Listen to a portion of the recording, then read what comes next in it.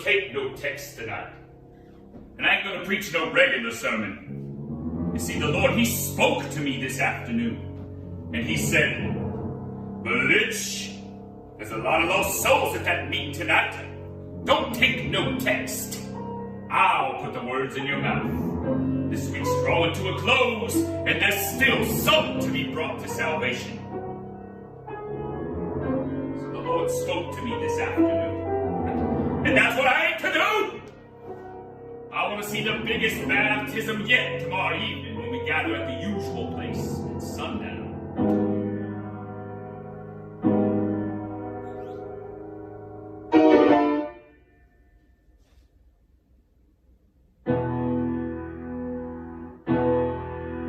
I'm fixin' to tell you about a feller I knowed, what was young and smart and rich. Except he never put much thought on his poor lost soul, or where he'd spend eternity. One time when I was preaching in Texas, I was called to his home one night, and there he lay all sweating, with his eyes all staring me bright. He grabbed me by the hand and said, They tell me I'm a dying man, and I might not get through the night. Seems like my poor heart's done run down too soon, and I want to make everything right. I ain't lived such a bad life. I ain't drank nor smoked nor swore, but I'm on a bit of dying. I'm sure there's something more.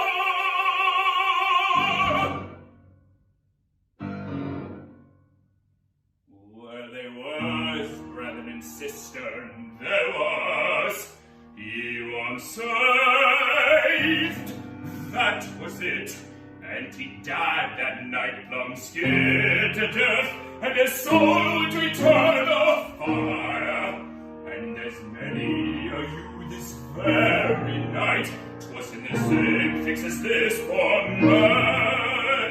Where would your soul be tonight if your Sunday took away?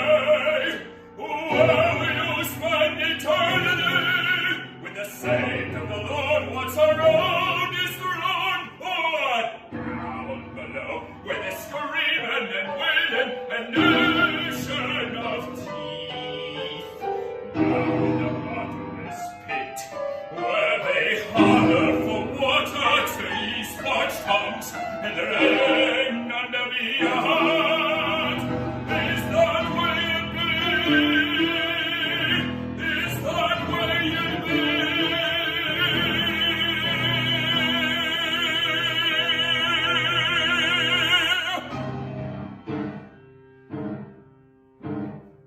Yes, my brother, you better thank on it. There ain't one of us that couldn't be took at any time. Not one of us, not including myself. Are you prepared? When they open them judgment books up there, which side of the page will you be on? Tonight ain't too soon, and tomorrow might be too late. Tomorrow might be too late.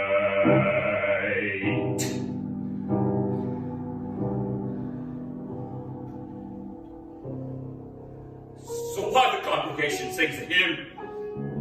I want to see all those souls that won't save and wants to become free from the heavy burden of sin, to come and meet God and die here at the altar.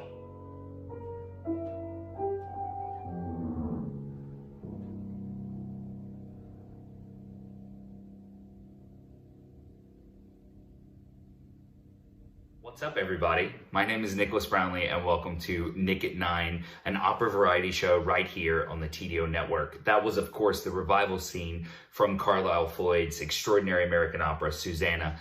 It sort of was a performance for me in consolation, I guess. That's sort of the wrong word, but tomorrow, Saturday, was supposed to be the final performance, sixth and final performance at the Opera Theater of St. Louis, in which I was supposed to sing that role, with Pat Rissette directing and Susanna Phillips singing Susanna. I mean, it would have just been incredible. You know, you get to a point where I'm just grateful I got to sing the aria with another person in the room. I recorded that for OTSL's virtual opening night, which you can go find on their website. Speaking of cancellations, there's been a string of them. Right, and it's been really, really difficult, and especially America next season cancellations are starting to come out. I have nothing to offer in terms of help, but I can offer hope.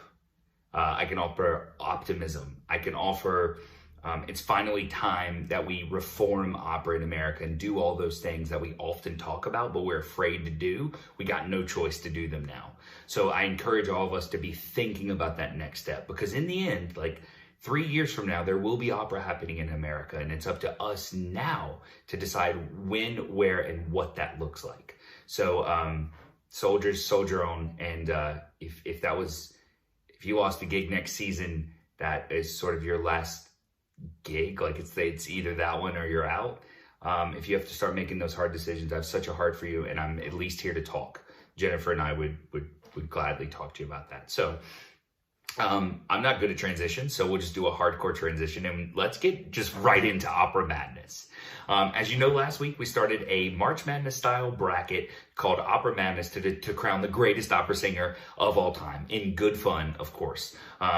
This week was pretty gnarly. Everyone was very excited, we'll say, maybe angry. But round one is over, and to have the results, I really needed some help. I really needed like a friend in the storm. So I've enlisted my wife, God love her, who's gonna join us now. Jen, where are you? Incredible. I'm just getting so good at Final Cut Pro. Magic. Jen, the best thing about being two redheads is in the same scene is that we need the same amount of lighting, which is as much as possible. So, Jen, results are in. I know. Yeah. I know. It's been a really heavy week on Messenger for me. I've just been fielding so many angry people. Why is it? How does it get made? Yeah. Who did this? Who discovered this? Yeah, it was incredible. I've heard of a lot of intestinal distress, like people like physically being ill, having to choose some of these. It's incredible. It's incredible. Well, this is all in good fun, and I'll say it again for the background. 100%. The brackets. And if you want to know more about the seeding, go watch the first episode, which you should have watched anyways. Go watch the first episode over on the TDO network, which talks about how I came up with the seeding and how it's totally out of my hands and so forth. But let's just get right into it. Let's break this down before we get to something else. So, first of all, Jen, Vici d'arte region, or the soprano region, no real surprises there. Yeah. So, the one that I heard a lot of people had angst about was voting against Renee Fleming. Because she's paired against Callas, so what are you supposed to do? Voting against Renee Fleming in anything makes you feel terrible because it's she's the Renee. people's soprano. It's Nene. She sang at the Super Bowl. 100%. I think Maria Callas would be like, Super what? I don't think she knows what the Super Bowl is. No, yeah. But of course you vote for Callas. Callas. But it's a tough matchup. Renee. Then, of course, in the round of 32, which I'm really excited about, one of the best matchups we've had is Leontine Price versus Maria Callas. Good luck.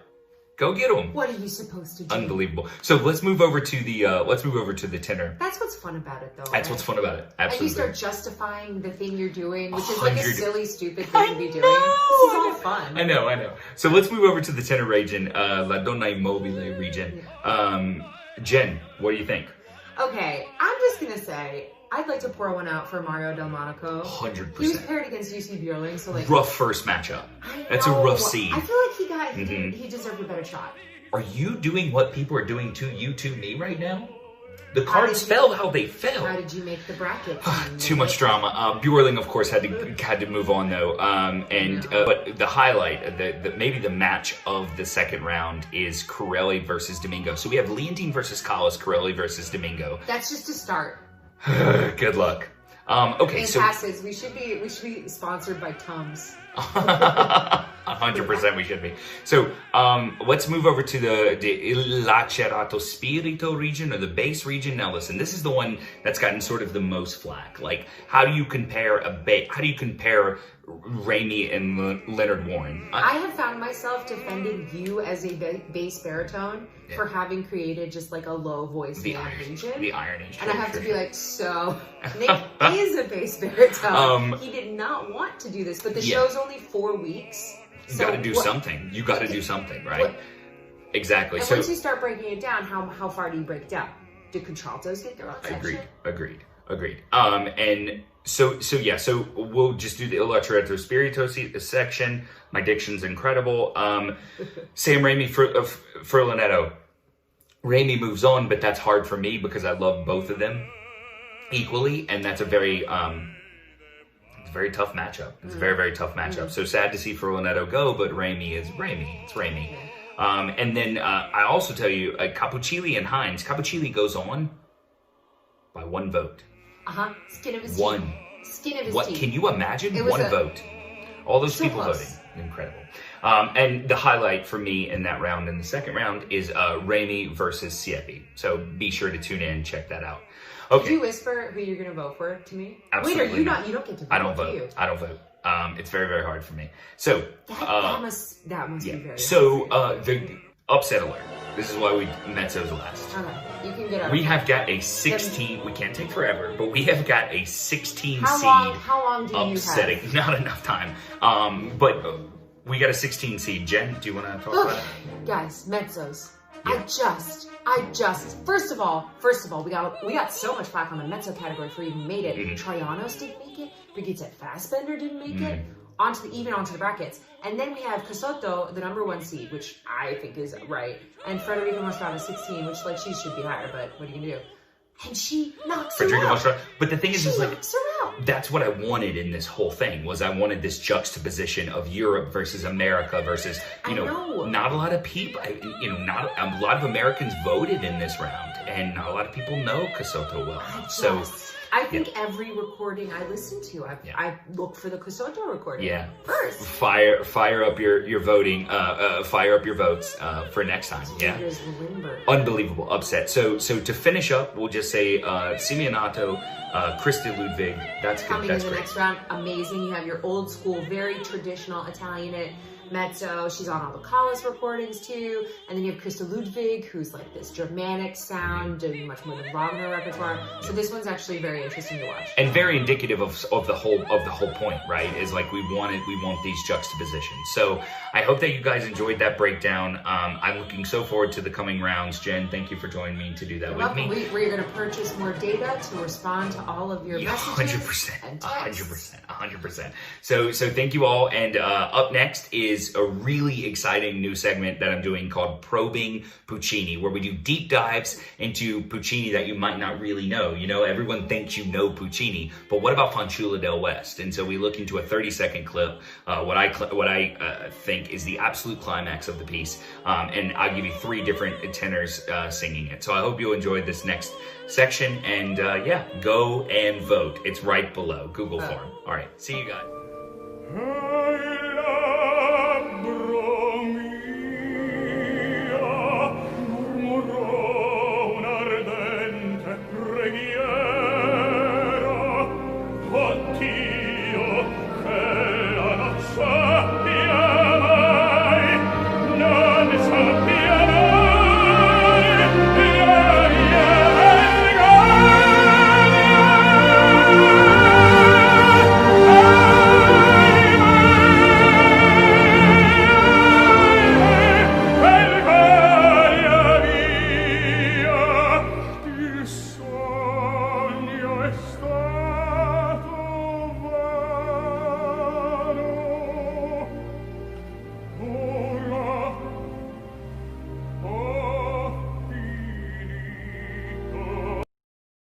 Unbelievable, no? Goodness gracious.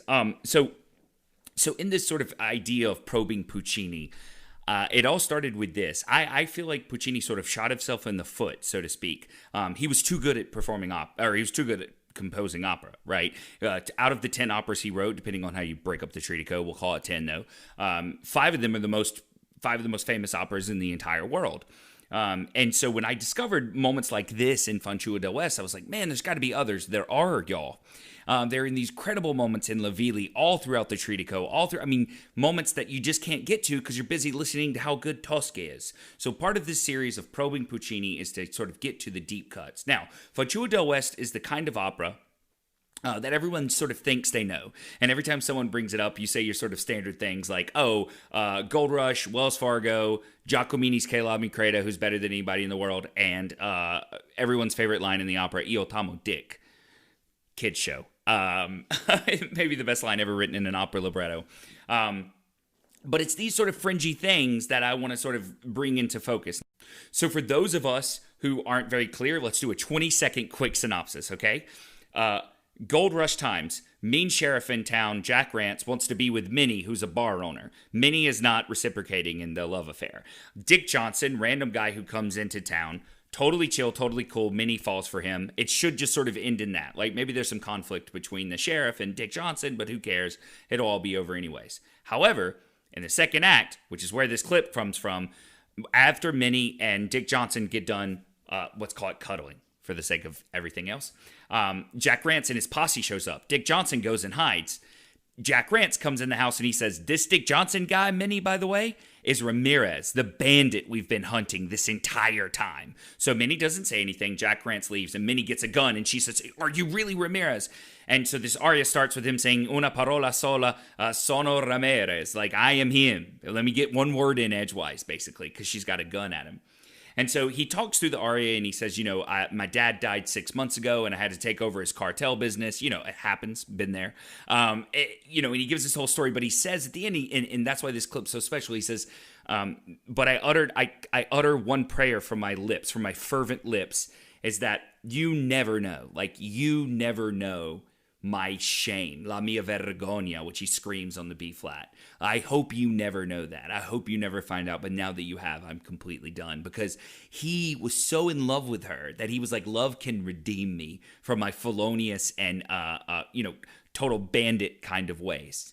Then eventually Minnie, of course, throws herself in front of the bullet, quite literally, and all is well that ends well, sort of. I'll let you think about the end of the opera, but this moment where he says, la mia vergogna, labbro mio mormorò più, it's just such a special moment, and so I thought I would share it with you. Now, when we get into how special it is, before we do that, let's watch this clip with OG, my bae, Giacomini, singing it. So check this out.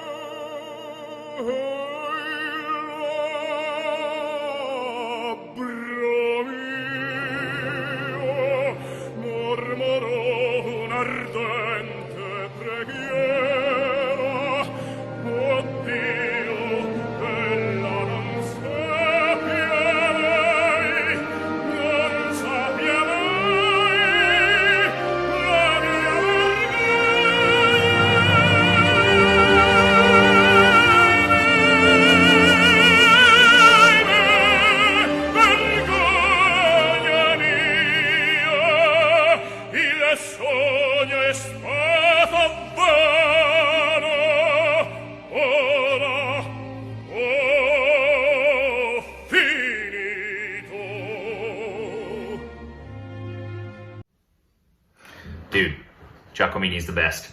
So my sort of entry point of why this is so special might be different than others. One, there's a tenor screaming over loud brass, and it's just awesome, and he's screaming, my shame. It's opera. It's the best. But my point of entry really into a lot of Puccini, and why I think why I'm sort of doing this probing Puccini, is he's such a genius at orchestral textures and colors, and more importantly, he's such a genius at harmony. He uses harmony to manipulate us completely. And so let's just take a quick look at that. So right as we're getting here, so this is where the clip started. El labro mio. Yeah. And so all of this is just like motion back to B flat or G minor. Don't be afraid of these beat things like G flat and B minor. It's all good. We're gonna be okay, I promise. I'll walk you through it. So this is all motion. And when we get here where the clip started, El labro mi, from my lips is what he's saying. From my lips, I uttered a solitary prayer. That's what he's saying, right? El labro mi, that's our first deception. You can see I wrote deceptive movement. And he says, El labro. So it really should go, El labro mio, basta, done. But instead he goes, El labro mio. Now, you may be like, I don't know what deceptive movement is. Yes, you do. You know how when normal people sing the national anthem who aren't good at singing, they go, and the home of the brave, done. But you know how when like Whitney Houston and me do it? And we go, and the home of the brave. That's deceptive movement. That's all it is. It's taking the melody and the harmony to a different place than you thought it was. So that's deceptive movement. So instead of going, El labro mio, and basta, he goes, El labro mio, momoro, then. Now, that is, oh boy, that is, you know, we could talk about the Roman numerals and the chord analysis and all this. Is it a 2-chord? Is it a 4-chord in G minor? That's all sort of irrelevant, because at this point in this level of music, talking about, you know, the hallelujah, right? The minor fall, the major lift, the begaffle king, you know, the chords. That doesn't really matter. But what does matter is the triad, which is the base of all music, from Handel to Billie Eilish, right? And a triad is simply a major one, do, mi, sol, or minor, do, mi, sol, right? That's the triad. But what Puccini does is he stacks them in thirds on top of each other. So you get these sexy jazz chords. You know when you hear a jazz chord and it makes you go, ooh, that's what thirds are. So he goes, do, mi, sol, ma. Oh, what did he do? Oh, what did he do? So this entire piece, he does that, Puccini. So he says, so if you look here, he goes, the whole thing is based on do, C, dum, bum, bum, C, E flat, G, B flat, bum, bum, bum, bum, right? It's called a minor 7th chord. You don't need to know that. You just need to know that what's fascinating is the tenor leads all of this. So he says, El labro mio, momaro perdente preghiera, o Dio che la non sappia mai. So bum ba. So now we have the first third movement. Now we're at the E flat. Non sappia mai. Now we've outlined bum bum bum bum bum bum. Non sappia mai la mia. And what's so glorious about this is it gets us back to the home. And that's why this moment is so incredible. It's because it feels like we land in this harmony. We land in this orchestral, textural painting. And we get back to B flat, which is really where we were set up to go to all along. Now, I know this might be a lot for some of you, and I totally understand that. But once you start thinking about harmony in this way, it really will open up a new world for you when you're sitting there and you're listening to Bohème next time, right? And now, of course, the minor fall comes, right? Which is great. Now, why do I say all this? Why does harmony matter? Well, because the reason I think Puccini is special, my sort of whole thesis, my whole stance, is that the reason Puccini is so special is because he can hit you on this sort of base, visceral level. My mom can go and she can agree that, like, she can watch Musetta's waltz and she can be like, oh, that's so awesome, right? And you can hear a tenor's high C and be like, that's so great. But the deeper you dig into Puccini, the more the world opens up. This music is difficult and rich, and I liken it to Puccini as like pizza made by a 3 Michelin star chef. Where, like, you're eating it, and somehow he made a foam that is evocative of, like, Brooklyn-style Joe's Pizza. That's incredible to me. That's art. That is using where you're at in the current environment of music landscape. You know, you got to remember, this is, like, turn of the 20th century when he wrote this. So he's using all of that to incredible effect. So listen, if you don't understand anything I just said, listen to this clip, know that a tenor singing La Mia Vergogna, My Shame, on a B flat, and be completely moved by it.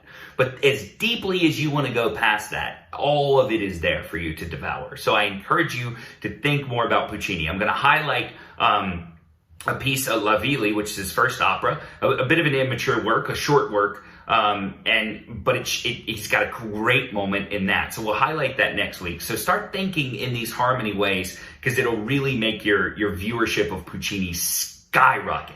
I promise. And next time you see Fanciulla del West on the bill, go see it. I will leave you with this. That's sort of it for Nick at 9. Thank you so much for joining us. We really appreciate you doing it. Make sure you vote for Opera Madness. Make sure you join us next Friday for those results and for the Sweet 16 announcing. And I'm going to leave you with my favorite recording of this aria with the part we talked about, and that's Richard Tucker. I think Richard Tucker just understands it and gets it in a visceral, screamy, thrilling way. So I hope you enjoy that as much as I do, and as much as all of my geeky tenor friends do. So with that, I'll sign off. Enjoy this recording of Richard Tucker singing Ora son 6 mesi, the final half of the aria. Peace, everybody. See you next Friday.